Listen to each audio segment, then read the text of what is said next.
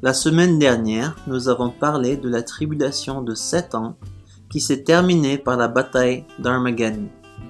Aujourd'hui, nous allons parler du règne millénaire du Christ. Ce temps de millénaire commence après que la bataille d'Armageddon se termine et finit quand la bataille de Gog et Magog vient. Avant d'examiner les détails des événements de cette période, nous devons comprendre pourquoi cette période est nécessaire. Avant de pouvoir comprendre pourquoi cette période de temps est nécessaire, nous devons comprendre le fait très important que Dieu a des promesses inachevées qu'il doit accomplir envers son peuple, les Juifs. Pour comprendre la fin des temps, il est important de savoir que l'Église n'a pas pris la place d'Israël. Ce n'est pas parce que Dieu a tourné son attention vers les nations de la terre pendant un certain temps et leur a accordé sa grâce et son salut qu'il a mis son peuple de côté pour toujours. Comprenons d'abord que toutes les alliances que Dieu a faites étaient avec Israël. Écoutez ce qui est dit dans le livre de Romains, chapitre 9, versets 4 à 5. À qui appartient l'adoption, la gloire, les alliances, la loi, le culte, les promesses et les patriarques? Et de qui est issu, selon la chair de Christ, qui est au-dessus de toutes choses? Romains 9, verset 4 nous dit que les alliances qui sont données par Dieu sont données aux Juifs.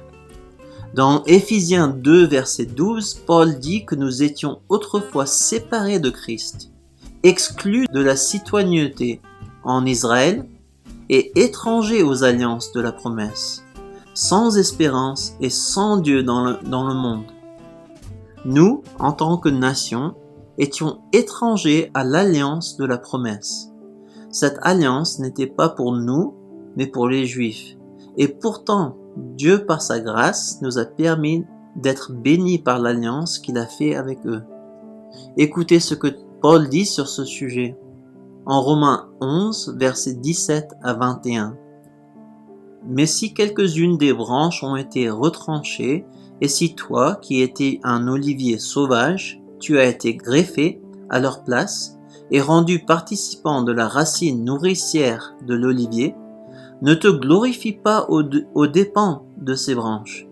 Si tu te glorifies, sache que ce n'est pas toi qui portes la racine, mais que c'est la racine qui te porte. Tu diras donc, les branches ont été retranchées afin que moi je sois greffé. Cela est vrai. Elles ont été retranchées pour cause d'incrédulité. Et toi, tu subsistes par la foi. Ne t'abandonne pas à l'orgueil, mais crains, car si Dieu n'a pas épargné les branches naturelles, il ne t'épargnera pas non plus. Paul dit que nous sommes des pousses d'olivier sauvages qui ont été greffées sur l'arbre afin d'en recevoir la sève nourrissante. La déclaration clé ici se trouve au verset 18. Ne te glorifie pas aux dépens de ces branches. Si tu te glorifies, sache que ce n'est pas toi qui portes la racine, mais que c'est la racine qui te porte. Ne pense pas que l'Église a remplacé Israël. Ne pense pas que les branches deviennent plus importantes que l'arbre et les branches naturelles qu'il contient. Afin de comprendre le règne millénaire de Christ, il est important de comprendre que Dieu n'en a pas fini avec son peuple Israël. Écoutez ce que dit Paul au chapitre 11 de Romains, versets 1 à 6. Je dis donc, Dieu a-t-il rejeté son peuple? Loin de là, car moi aussi je suis d'Israël, de la postérité d'Abraham, de la tribu de Benjamin. Dieu n'a point rejeté son peuple, qu'il a connu d'avance. Ne savez-vous pas ce que l'Écriture rapporte d'Élie? Comme il adresse à Dieu cette plainte contre Israël, « Seigneur, ils ont tué tes prophètes, ils ont renversé tes autels. Moi seul je suis resté, et ils cherchent à m'ôter la vie. » Mais quelle réponse Dieu lui donne-t-il? « Je me suis réservé 7000 hommes qui n'ont point fléchi le genou devant Baal. » De même aussi dans le temps présent.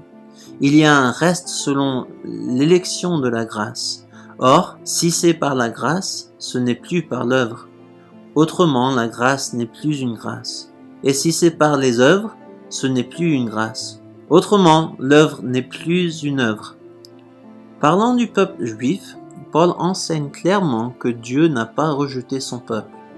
Paul utilise ce qui s'est passé à l'époque d'Élie pour nous montrer qu'il pourrait y avoir un moment où nous pourrions penser que Dieu a rejeté et oublié son peuple, mais que nous aurions tort dans notre supposition. L'histoire d'Élie est importante dans les études de la fin des temps. La plupart des gens sauront qu'il est très probable qu'il sera l'un des témoins mentionnés dans l'Apocalypse chapitre 11. Juste avant l'enlèvement d'Élie, le prophète fait face à une période très difficile.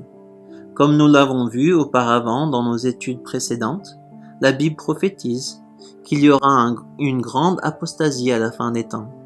Dans le livre d'Apocalypse chapitre 2, nous trouvons une lettre à l'église de Thyatire. Dans cette lettre, le Saint-Esprit ordonne à l'église de se repentir parce qu'elles ont accepté la fausse prophète Jézabel qui enseignait les secrets profonds de Satan dans l'église. Dieu dit à l'église que s'ils ne se repentent pas, ils les jetteront dans la grande tribulation. Dieu dit aux faux enseignants de cette église qu'ils seraient laissés derrière au moment de l'enlèvement s'ils ne se repentent pas. Au temps d'Élie, la reine Jézabel avait dressé Israël contre son vrai Dieu. Non seulement elle les orienta vers le culte de Baal, mais elle pourchassait les vrais prophètes de Dieu.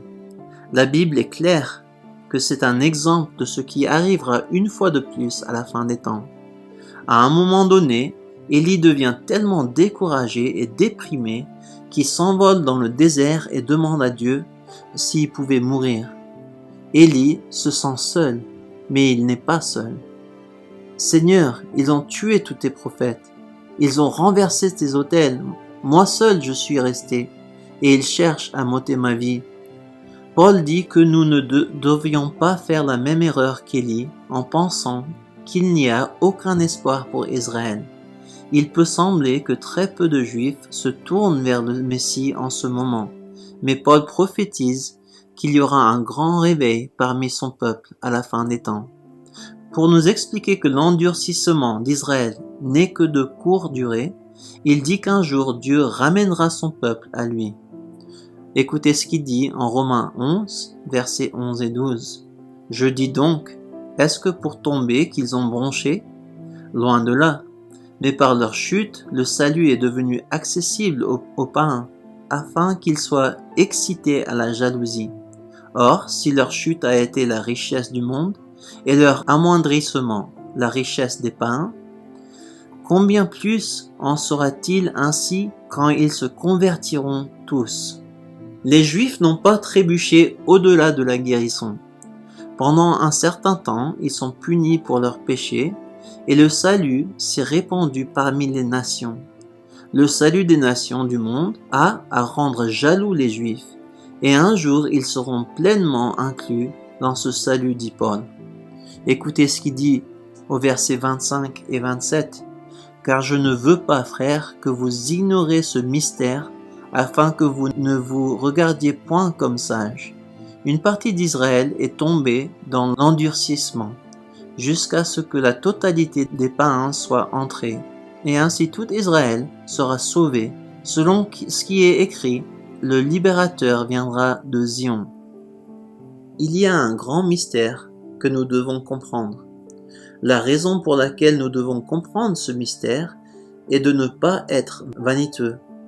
De nombreuses églises sont devenues prétentieuses dans leur théologie. Elles croient que l'Église a remplacé Israël et qu'Israël n'a plus sa place dans les prophéties de la fin des temps. Mais écoutez une fois de plus ce mystère. Une partie d'Israël est tombée dans l'endurcissement jusqu'à ce que la totalité des païens soit entrée, et ainsi tout Israël sera sauvé. Une fois le temps des nations terminé, Israël connaîtra un renouveau au point où l'on pourra dire que tout Israël sera sauvé.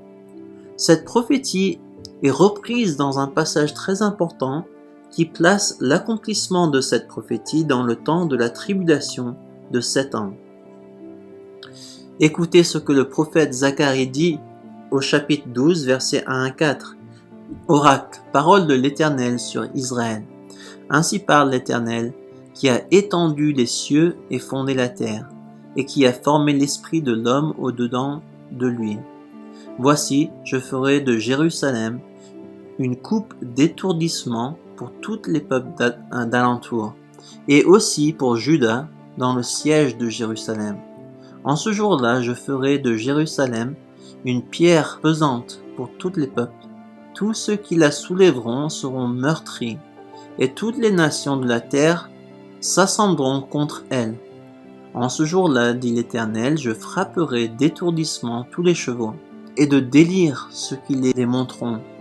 Mais j'aurai les yeux ouverts sur la maison de Juda, quand je frapperai d'aveuglement tous les chevaux des peuples. Remarquez que cette prophétie parle d'un jour où toutes les nations de la terre seront rassemblées contre Jérusalem. Quand cela arrivera, Dieu dit qu'il fera de Jérusalem un rocher innombrable. Pendant la bataille d'Armageddon, à la fin de la tribulation de 7 ans, toutes les nations seront rassemblées contre Jérusalem pour lutter contre le peuple de Dieu. Lisons un peu plus loin ce qui se passera à cette époque. Lisons le verset 8 à 10. En ce jour-là, l'Éternel protégera les habitants de Jérusalem, et le faible parmi eux sera dans ce jour comme David. La maison de David sera comme Dieu, comme l'ange de l'Éternel devant eux. En ce jour-là, je m'efforcerai de détruire toutes les nations qui viendront contre Jérusalem. Alors je répandrai sur la maison de David et sur les habitants de Jérusalem un esprit de grâce et de supplication. Et ils tourneront les regards vers moi, celui qu'ils ont percé. Ils pleureront sur lui comme on pleure sur un fils unique. Ils pleureront amèrement sur lui comme on pleure sur un premier-né. Ce jour-là, Dieu va châtier toutes les nations qui attaquent son peuple. Il rendra la plus faible d'entre eux aussi fort que David. Au verset 10, nous trouvons la prophétie que Paul nous a répétée dans le livre de Romains. Au verset 10, Dieu promet que son peuple recevra de lui un esprit de grâce et de supplication. Les Juifs verront Jésus, leur vrai Messie, et ils se repentiront de ce qu'ils lui ont fait. Il semble que ces événements se produiront au moment de la seconde venue du Christ, qui se produit à la fin de la tribulation. Cependant, nous devons nous rappeler qu'à cette époque, la plupart des gens sur terre auraient pris la marque de la bête. D'une manière ou d'une autre, Israël doit se retourner contre l'Antichrist avant de prendre la marque de la bête. La prophétie ci-dessus nous dit qu'ils se tourneront vers le vrai Messie quand ils le verront, celui qu'ils avaient percé. Une explication logique de cela serait qu'Israël a vu Jésus-Christ prendre son Église au moment de l'enlèvement. Quand ils voient l'enlèvement de l'Église, ils comprennent leur erreur d'avoir suivi l'Antichrist et ils se répandent. La chose importante dont nous devons nous souvenir ici est que Dieu a un plan pour son peuple. Dieu va emmener son peuple au salut, et cela se produira avant le règne millénaire de Christ. Maintenant que nous avons clairement compris que Dieu n'en a pas fini avec son peuple les Juifs, jetons un coup d'œil aux prophéties qui décrivent le règne de 1000 ans de Christ pour nous. Il existe 2 principaux types de Christ dans l'Ancien Testament. Il y a Joseph et il y a David. Le premier type majeur de Christ est Joseph, qui a été sacrifié ou vendu comme esclave, ce qui a entraîné la délivrance à la fois de son peuple et des nations de cette époque. De cette façon, Joseph est un type du Christ, l'agneau de Dieu. Il est une image du sacrifice qui a été fait pour apporter le salut aux Juifs et aux nations. Le deuxième type majeur de Christ est David, qui était le dirigeant choisi par Dieu sur son peuple. Avant que David ne règne sur Israël et ne provoque pour eux le début d'un âge d'or, les Juifs avaient choisi un roi, le roi Saul. Le roi Saul est un type de l'Antichrist. Il n'était pas le roi élu de Dieu, mais un roi élu du peuple. La Bible dit que le Messie viendra s'asseoir sur le trône de David et établira son royaume éternel. Écoutez ce que l'ange dit à Marie dans Luc chapitre 1 versets 30 à 33. L'ange lui dit: « Ne crains point Marie, car tu as trouvé grâce devant Dieu. Et voici, tu deviendras enceinte et tu enfanteras un fils et tu lui donneras le nom de Jésus. Il sera grand et sera appelé fils du Très-Haut. Et le Seigneur Dieu lui donnera le trône de David, son père. Il régnera sur la maison de Jacob éternellement, et son règne n'aura point de fin. » L'ange a dit à Marie que son fils, Jésus, recevra le trône de David par Dieu et qu'il régnera pour toujours. Les Juifs, au moment de venue de Jésus, attendaient Jésus le fils de David. Ils attendaient un roi qui viendra les délivrer des Romains et ferait de Jérusalem le capitale du monde. Cette attente vivait encore chez les disciples, même après la résurrection de Jésus. Écoutez ce que Jésus dit aux disciples quand il lui demande quand son royaume viendra. En Actes, chapitre 1, versets 6 à 8. Alors les apôtres réunis lui demandèrent: « Seigneur, est-ce en ce temps que tu rétabliras le royaume d'Israël ?» Il leur répondit: « Ce n'est pas à vous de connaître le temps ou les moments que le Père a fixés de sa propre autorité. Mais vous recevrez une puissance, le Saint-Esprit survenant sur vous, et vous serez mes témoins à Jérusalem, dans toute la Judée, dans la Samarie et jusqu'aux extrémités de la terre. » Lorsque les disciples lui ont demandé quand il rétablira le royaume d'Israël, comme promis dans l'Ancien Testament, Jésus a répondu que ce n'était pas à eux de connaître le temps. Jésus n'a pas dit qu'il ne restaurerait pas le royaume d'Israël. Il a juste précisé que ce n'était pas le moment et que les disciples devaient se concentrer sur la grande mission de faire de toutes les nations des disciples. Souvenons-nous de ne pas faire l'erreur arrogante de penser que l'Église a pris la place d'Israël. Ne commettons pas l'erreur de penser que la croissance de l'Église représente en quelque sorte la restauration du royaume d'Israël. Le royaume d'Israël doit être restauré avant que ce monde puisse finir. Le royaume d'Israël doit régner sur toute la terre avant que l'éternité puisse commencer. Examinons de nombreux prophéties à ce sujet dans l'Ancien Testament. Commençons en Isaïe, chapitre 2, versets 1 à 5. Prophétie d'Isaïe, fils d'Amos, sur Juda et Jérusalem. Il arrivera dans la suite des temps que la montagne de la maison de l'Éternel sera fondée sur le sommet des montagnes, qu'elle s'élèvera par-dessus ses collines, et que toutes les nations y afflueront. Des peuples s'y rendront en foule et diront: « Venez, et montons à la montagne de l'Éternel, à la maison de Dieu de Jacob, afin qu'il nous enseigne ses voies, et que nous marchions dans ses sentiers. Car de Zion sortira la loi, et de Jérusalem la parole de l'Éternel. Il sera le juge des nations, l'arbitre d'un grand nombre de peuples.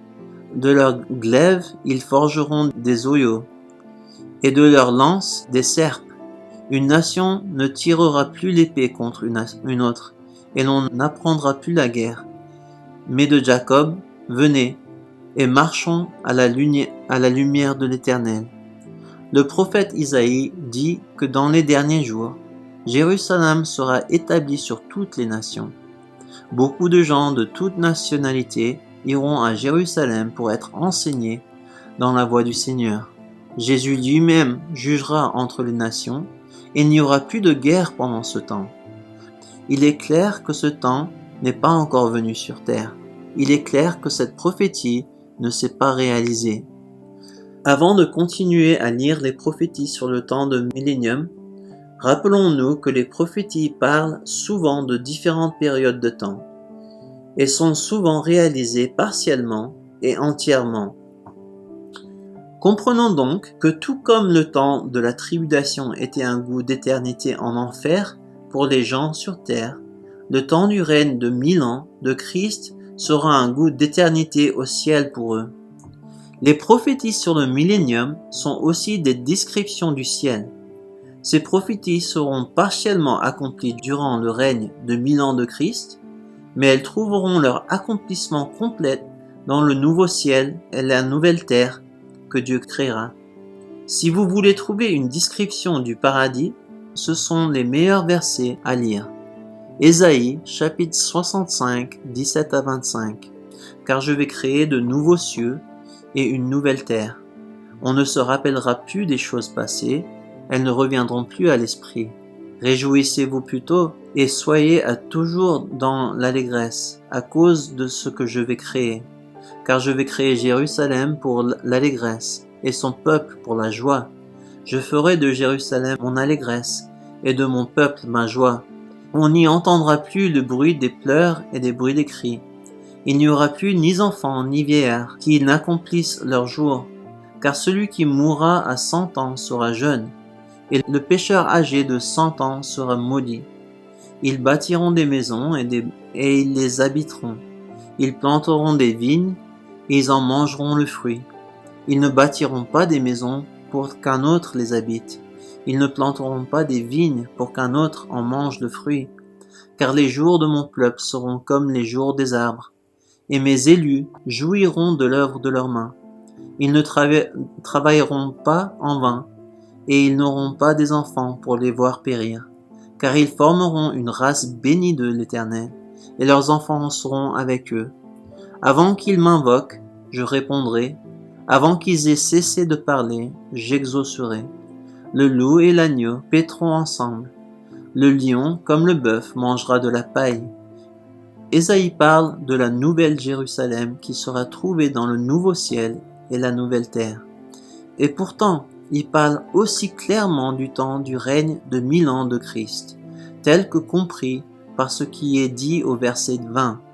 Au verset 20, il est dit « Celui qui meurt à 100 ans sera considéré comme un simple enfant. » Il n'y aura pas de mort au ciel, et donc, ce qui est dit ici parle aussi du millénium. Pendant le règne de 1000 ans de Christ, Dieu va restaurer le royaume d'Israël. Il va apporter la joie à son peuple, il va apporter la santé sur la terre, et il va apporter la paix sur la terre. Ils bâtiront des maisons et les habiteront. Ils planteront des vignes et en mangeront les fruits. Leur travail ne sera pas vain. Pendant les 1000 ans de règne de Jésus-Christ, il y aura la paix même dans le règne animal.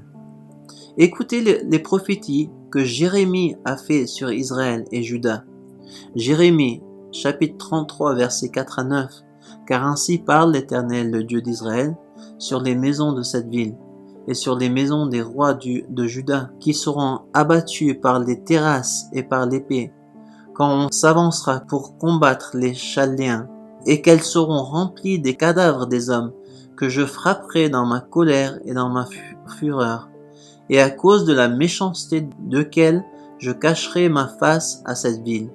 Voici, je lui donnerai la guérison et la santé, je les guérirai, et je leur ouvrirai une source abondante de paix et de fidélité. Je ramènerai les captifs de Juda et les captifs d'Israël, et je les rétablirai comme autrefois. Je les purifierai de toutes leurs iniquités qu'ils ont commises contre moi, et je leur pardonnerai toutes les iniquités par lesquelles ils m'ont offensé, par lesquelles ils se sont révoltés contre moi. Cette ville sera pour moi un sujet de joie, de louange et de gloire parmi toutes les nations de la terre, qui apprendront tout le bien que je leur fais. Elles seront étonnées et émuées de tout le bonheur et de toute la prospérité que je leur accorderai. Dans une date ultérieure, Dieu apportera une paix et une sécurité abondante à son peuple. Et il dit à leur sujet qu'à ce moment-là, ils lui apporteront la renommée, la joie, la louange et l'honneur devant toutes les nations de la terre. Le monde à cette époque sera impressionné par l'abondance de prospérité et de paix qu'il offre à son peuple. Dire que ces choses se sont accomplies après le retour des Juifs de Babylone serait une grave erreur. Tout d'abord, les Juifs eux-mêmes attendaient toujours l'accomplissement de cette prophétie lorsque Jésus était venu sur terre. Il est clair qu'ils ne croyaient pas que cette prophétie s'était accomplie et elle n'a certainement pas été accomplie après la mort de Jésus. Deuxièmement, la restauration d'Israël devait avoir lieu à un moment où ils seraient restaurés spirituellement et pardonnés de leurs péchés, comme décrit au verset 8. Israël sera un jour nommé chef de la terre lorsque Jésus descendra pour accomplir toutes ses promesses après le temps de tribulation. J'espère que je vous ai convaincu que Dieu a encore des promesses qu'il a fait à Israël qui doivent être accomplies dans un temps futur, appelé le millénium. Avant de terminer notre temps ensemble, lisons une description très claire des événements qui auront lieu au moment du règne de 1000 ans de Christ dans le livre d'Apocalypse chapitre 20 versets 1 à 6. Puis je vis descendre du ciel un ange qui avait la clé de l'abîme et une grande chaîne dans sa main. Il saisit le dragon, le serpent ancien, qui est le diable et Satan, et il le lia pour 1000 ans. Il le jeta dans l'abîme, et seul à l'entrée au-dessus de lui, afin qu'il ne séduise plus les nations, jusqu'à ce que les 1000 ans soient accomplis. Après cela, il faut qu'il soit délié pour un peu de temps. Et je vis des trônes, et à ceux qui s'y assises fut donné le pouvoir de juger. Et je vis les âmes de ceux qui avaient été décapités à cause du témoignage de Jésus et à cause de la parole de Dieu, et de ceux qui n'avaient pas adoré la bête ni son image, et qui n'avaient pas reçu la marque sur leur front et sur leurs mains. Ils revinrent à la vie, et il régnera avec Jésus pendant 1000 ans. Les autres morts ne reviennent point à la vie, jusqu'à ce que les 1000 ans sont accomplis. C'est la première résurrection. Heureux et saints ceux qui ont part à la première résurrection. La seconde mort n'a point de pouvoir sur eux, mais ils seront sacrificateurs de Dieu et de Christ, et ils régneront avec lui pendant 1000 ans. Le règne millénaire du Christ va être un temps incroyable de paix sur terre. Comprenons que ce temps ne viendra jamais pendant l'âge de l'Église. L'Église n'emmènera jamais un temps de paix sur terre. Comme cela a été mentionné la semaine dernière, ce temps de paix sur terre servira également à un autre objectif. Une fois de plus, Dieu va démontrer aux hommes leur cœur mauvais et méchant avant de les envoyer à leur jugement final. Même si les nations connaîtront la paix sur terre pendant 1000 ans, sous le règne de Jésus, elles se retourneront toujours contre Jésus et se battront contre lui dans la bataille de Gog et Magog, lorsque Satan sera de nouveau libéré pour les tromper. Au moment du jugement dernier, il ne fera aucun doute que l'humanité méritera la punition qui lui serait infligée par un Dieu bon et juste. Je prie pour que vous ayez apprécié notre étude aujourd'hui. Revenez la semaine prochaine alors que nous étudions le début de l'éternité. Que Dieu vous bénisse et vous garde, que sa grâce soit sur vous et votre famille.